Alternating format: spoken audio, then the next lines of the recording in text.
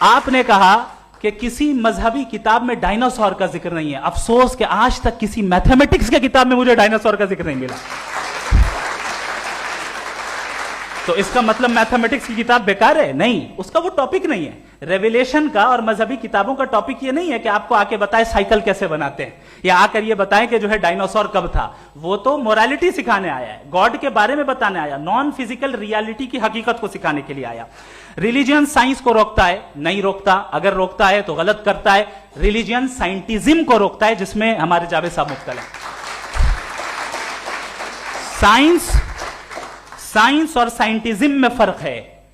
سائنٹزم یہ ہے کہ آپ سمجھیں کہ سائنس اور سائنٹیفک میتھڈالوجی یہ نالج کو حاصل کرنے کا واحد سورس آف نالج ہے. یہ ہے سائنٹزم. ہم اسے ریجیکٹ کرتے ہیں.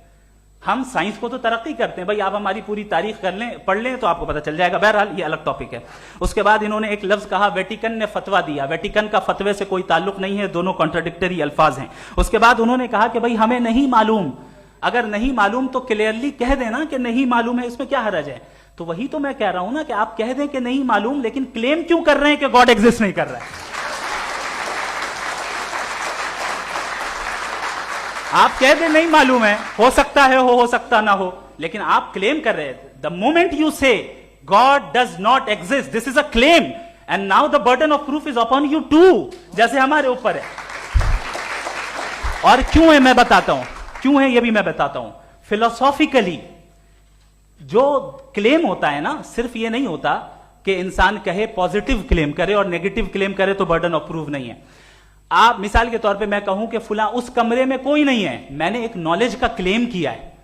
اس کمرے میں کوئی نہیں ہے, میں نے ایک نالج کا کلیم کیا. یا تو میں کہوں مجھے نہیں پتا, ہو بھی سکتا ہے نہیں بھی ہو سکتا ہے, دس از ناٹ اے کلیم. لیکن جب میں کہہ رہا ہوں کہ وہاں کوئی نہیں ہے, یا میں کہہ رہا ہوں وہاں کوئی ہے, دونوں کلیم ہے اور دونوں کے اوپر برڈن آف پروف ہے. ہمارے اوپر بھی برڈن آف پروف ہے. میں نے کنٹینجنسی آرگیومنٹ دیا, اسے توڑ کر دکھائیے. آخری چیز, انہوں نے کہا کہ خدا دنیا بنانے سے پہلے 150 سال پہلے یا کروڑوں سال پہلے کیا کر رہا تھا. ارے حضرت, چلیں بہرحال میں جواب دے دیتا ہوں. آپ ہمارے ریسپیکٹڈ پرسنالٹی ہیں, اگر آپ نہیں ہوتے تو میں ایسے انٹرٹین ہی نہیں کرتا. ٹائم یہ 100 سال پہلے یا 100 سال بعد, پہلے بعد میں ابھی, یہ وہ الفاظ ہیں جن کا تعلق ٹائم سے ہے. ٹائم شروع ہی ہوا ہے یونیورس کی بگننگ کے بعد, تو اس کے پہلے خدا کیا کر رہا تھا, سوال ہی لاجیکل ہے.